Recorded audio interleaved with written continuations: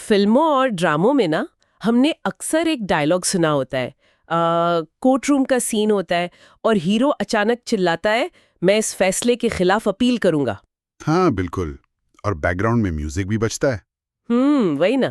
تو عام زندگی میں ہمیں لگتا ہے کہ یعنی انصاف مانگنا اور فیصلوں کے خلاف بار بار اعلیٰ عدالتوں کا دروازہ کھٹکھٹانا جیسے ہمارا کوئی پیدائشی حق ہے، صحیح۔ جیسے ایک ایسی سہولت جو ہر حال میں آپ کو ملے گی ہی ملے گی۔ لیکن حقیقت تھوڑی بلکہ کافی مختلف اور پیچیدہ ہے۔ بہت پیچیدہ۔ آج ہم انہی قانونی باریکیوں میں گھسنے والے ہیں۔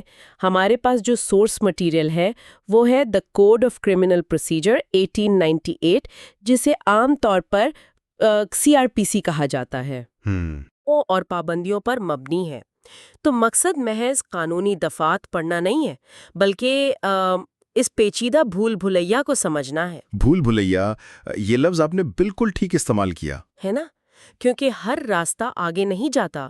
کچھ دروازے تبھی کھلتے ہیں جب آپ کے پاس بالکل صحیح قانونی چابی ہو۔ بالکل۔ اور اس مزے یا بھول بھلیا میں جب ہم انٹر ہوتے ہیں نا، خصوصاً اس چیپٹر 31 کے مطابق، تو سب سے پہلا اور بڑا سبق یہی ملتا ہے کہ اپیل کرنا کوئی پیدائشی یا بنیادی حق نہیں ہے۔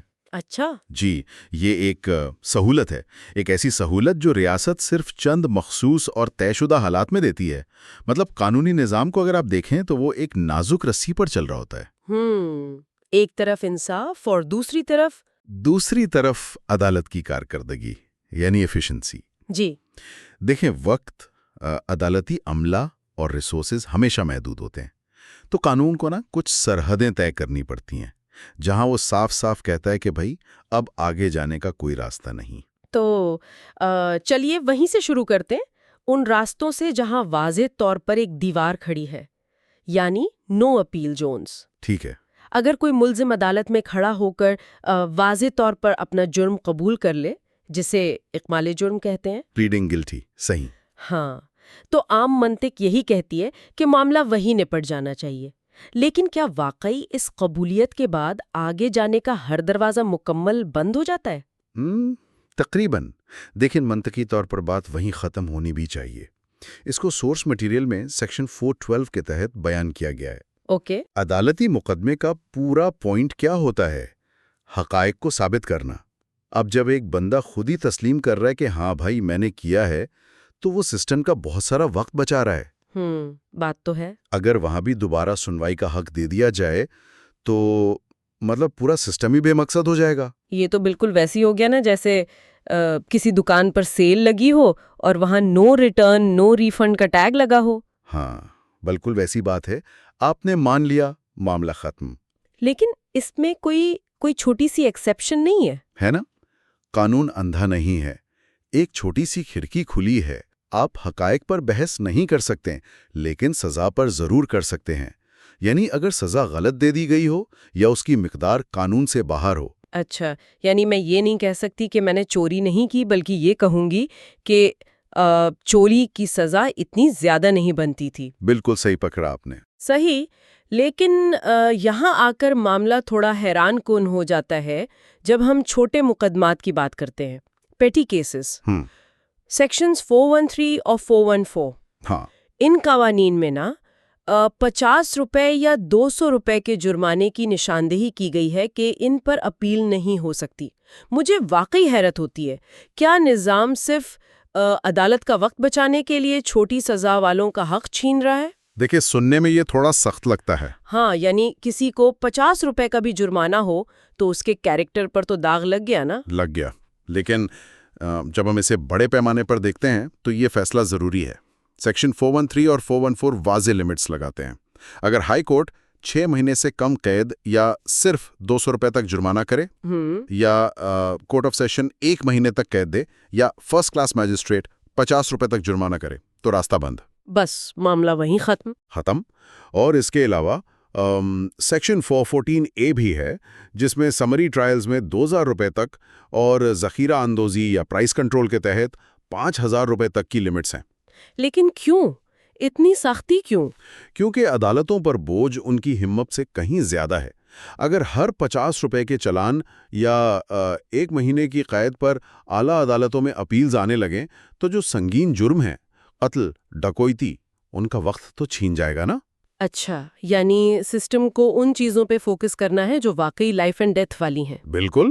اور ایک اور انٹرسٹنگ پوائنٹ ہے اس میں، اگر کوئی جرمانہ نہ دے اور اس کی وجہ سے اسے قید ہو جائے، جسے ڈیفالٹ امپریزنمنٹ کہتے ہیں، تو اسے بنیادی سزا نہیں مانا جاتا، اس پر بھی اپیل نہیں ہو سکتی۔ اوہ اچھا، یہ بات واقعی کلیئر ہو گئی۔ تو یعنی نظام کافی ناپاتلا اور حقیقت پسند ہے۔ جی۔ لیکن چلیے اب اس بھول بھلیا کی ان کھڑکیوں کی طرف چلتے ہیں جہاں قانون تھوڑا لچک دکھاتا ہے، گروپ ڈسکاؤنٹ وغیرہ۔ گروپ ڈسکاؤنٹ، یہ بڑا دلچسپ حصہ ہے نا؟ مطلب میں اس کو پڑھ رہی تھی تو مجھے ایک ایکسیپشن بہت ہی انٹرسٹنگ لگی۔ اگر انہی چھوٹے مقدمات میں جن کا ہم نے ذکر کیا کسی اور سزا کو ملا دیا جائے، یعنی کمبائنڈ پنشمنٹس، تو راستہ کھل جاتا ہے۔ صحیح۔ سیکشن 415 کے تحت اگر کمبائن سزا ہو تو اپیل واپس مل جاتی ہے۔ لیکن جو سب سے مزے کی بات تھی وہ سیکشن 415A میں تھی۔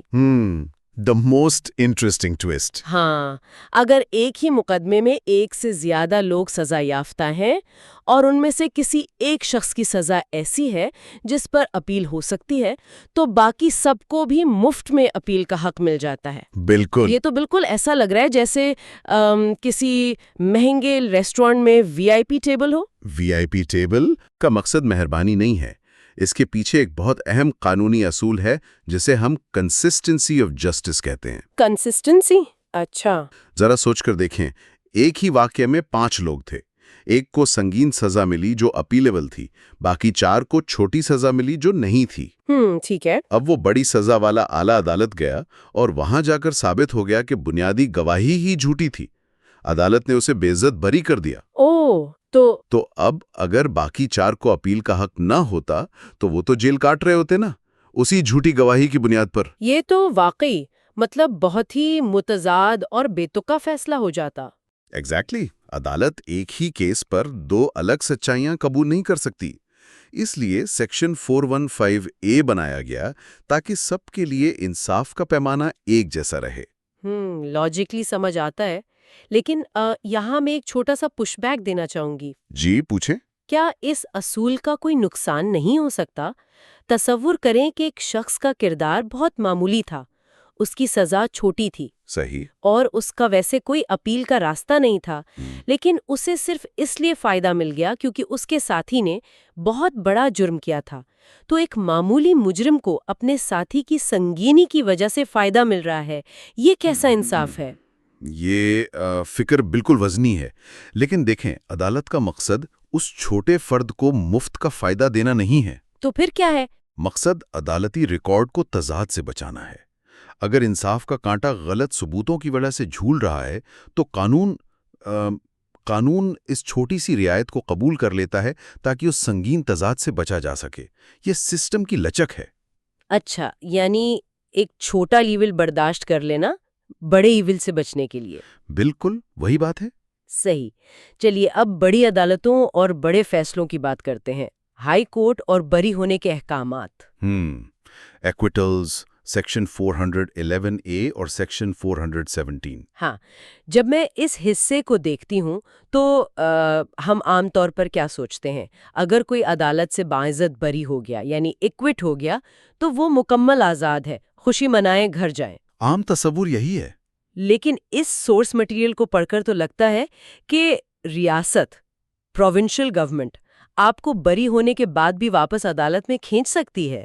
جی ہاں، سیکشن 417 کے تحت پروونشل گورنمنٹ پبلک پروسیکیوٹر کے ذریعے بری ہونے کے فیصلے کے خلاف اپیل کروا سکتی ہے۔ لیکن ایک سیکنڈ، کیا یہ کسی آزاد شخص کے سر پر مسلسل لٹکتی ہوئی تلوار نہیں ہے؟ اس بیچارے نے پہلے ہی اتنا لمبا مقدمہ لڑا، بری ہوا، اور اب آپ اسے پھر سے کھینچ رہے ہیں۔ سننے میں واقعی یہ بہت سخت لگتا ہے، لیکن قانون کو بیلنس رکھنا ہوتا ہے۔ بیلنس کس کے درمیان؟ صرف ملزم کی آزادی نہیں، بلکہ جرم کا شکار ہونے والے وکٹم اور پورے معاشرے کے تحفظ کے درمیان۔ اگر قانون غلط سزا پانے والے کو سنوائی کا حق دیتا ہے تو اسے غلط بری ہونے کو ٹھیک کرنے کا راستہ بھی تو کھلا رکھنا ہوگا نا۔ یعنی اگر نچلی عدالت نے کوئی قانونی غلطی کر دی ہو۔ ہاں، ثبوت واضح تھے، لیکن جج صاحب سے قانون سمجھانے میں کوئی چوک ہو گئی اور مجرم آزاد ہو گیا، تو معاشرے کا دفاع کون کرے گا؟ ریاست ہی کرے گی نا۔ یہ پوائنٹ تو کافی سالڈ ہے، اور اس میں وقت کی ایک پابندی کا بھی ذکر تھا۔ مدعی یا کمپلیننٹ کے پاس 30 دن کا وقت ہوتا ہے اسپیشل لیو لینے کے بعد۔ جی بالکل، اور وقت کی پابندیوں سے مجھے ایک سب سے اہم حصہ یاد آیا۔ سیکشن 417 کا ایک سب سیکشن ہے جو سنگین جنسی جرائم یعنی سیکشل آفینسز سے متعلق ہے۔ اچھا، جیسے پی پی سی کے سیکشنز 354A، 376 وغیرہ۔ ہاں، 376، 377، 377B ایسے سنگین معاملات میں قانون واضح کرتا ہے کہ بری ہونے یا سزا کی اپیل کا فیصلہ 6 مہینے کے اندر کرنا لازمی ہے۔ اوہ واو، 6 مہینے! یہ تو بہت تیزی سے فیصلہ مانگ رہے ہیں۔ بالکل، اس کی وجہ یہ ہے کہ تاریخی طور پر ایسے حساس مقدمات سالوں تک لٹکتے تھے۔ وکٹم کو بار بار عدالت آنا پڑتا تھا، جو کہ اس کے لیے واقعی ایک نیا عذاب ہوتا ہوگا۔ ایگزیکٹلی۔ تو یہ 6 مہینے کی ڈیڈ لائن دکھاتی ہے کہ سنگین مقدمات میں قانون کتنی تیزی سے انصاف چاہتا ہے۔ یہ واقعی انصاف کی طرف ایک زبردست قدم ہے۔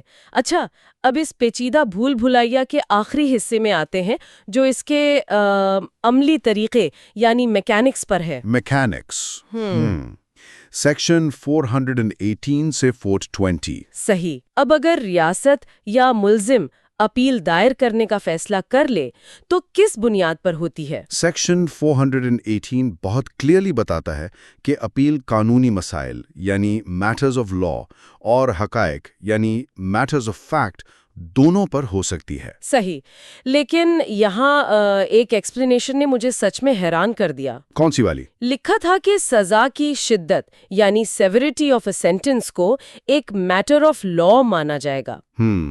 اب مجھے یہ بتائیے، سزا کم یا زیادہ محسوس کرنا یہ تو ایک جذباتی بات ہے نا، یا چلیے فیکچوئل بات ہے؟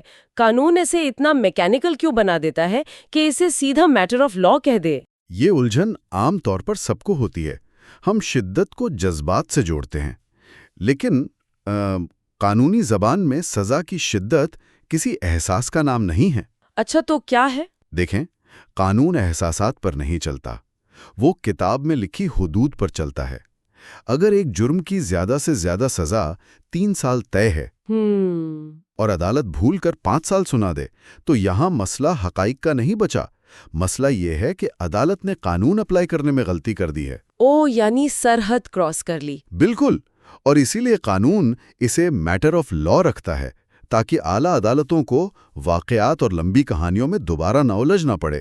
وہ صرف دیکھیں کہ سزا لمٹ کے اندر ہے یا باہر۔ یہ ہوئی نا منطقی بات، اب مجھے سمجھ آیا۔ لیکن چلیے اب جاتے جاتے اس پروسیس کے اس پہلو پر آتے ہیں جو مجھے سب سے دلچسپ اور پریکٹیکلی حیران کون لگا۔ سیکشن 420 جیل والی بات۔ ہاں، سیکشن 419 میں تو عام کاغذی کاروائی ہے، پٹیشن تیار کرو، پرانے فیصلے کی کاپی لگاؤ۔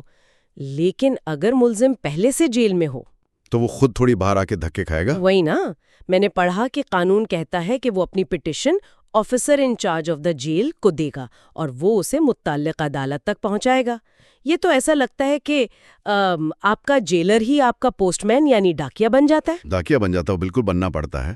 اسے ہم ایکسیس ٹو جسٹس کی عملی شکل کہتے ہیں۔ ایک قید شخص کے پاس باہر گھومنے کی آزادی نہیں ہے، ریسورسز نہیں ہے۔ اگر قانون کہتا کہ بھائی تم خود جا کر اپیل دائر کرو تو یہ تو ایک اضافی سزا ہو جاتی، اس لیے جیل سپرنٹینڈنٹ کو پل بنایا گیا ہے۔ واقعی یہ نظام کی عملی لچک اور سوچ کو دکھاتا ہے۔ تو اس ساری بحث کو اگر ہم سمیٹیں تو CRPC کے تحت اپیل کا نظام صرف ایک سیدھا راستہ نہیں ہے۔ یہ ایک طرف عدالتوں کو چھوٹے اور طے شدہ مقدمات یعنی پلی بارگنز اور پیٹی کیسز کے بوجھ سے بچاتا ہے، اور دوسری طرف جہاں گروپ بینیفٹ یا ایکویٹلز کا سوال ہو وہاں انصاف کے سارے دروازے کھلے رکھتا ہے۔ بالکل، بیلنس مینٹین کرتا ہے۔ لیکن جاتے جاتے میں اپنے سننے والوں کو اور آپ کو بھی ایک فکریہ سوال کے ساتھ چھوڑنا چاہتی ہوں۔ جی ضرور۔ ہم نے سیکشن 420 کا ذکر کیا، جہاں ایک قید شخص کی اپیل کی قسمت اور اس کی کاغذی کارروائی ایک جیل افسر یعنی آفیسر انچارج کے ہاتھ میں دے دی گئی ہے۔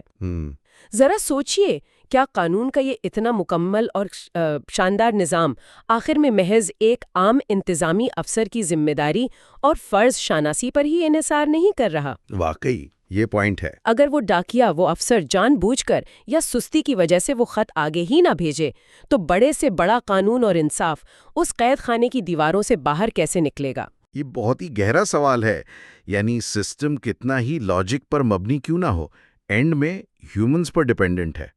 بالکل، اور یہ اصول ہمیں بتاتا ہے کہ انصاف کا نظام چاہے کاغذوں میں کتنا ہی مضبوط کیوں نہ ہو، آخر میں وہ انسانی فرض اور نیت کی بنیاد پر ہی کھڑا ہوتا ہے۔ آج کے اس گہرے تجزیے کے لیے اتنا ہی، اس سوال پر ضرور سوچیے گا۔ You are watching Legal Gupshup and GK with MD, your source for legal, historical, and breaking news. Don't forget to like, subscribe, and share for more informative content.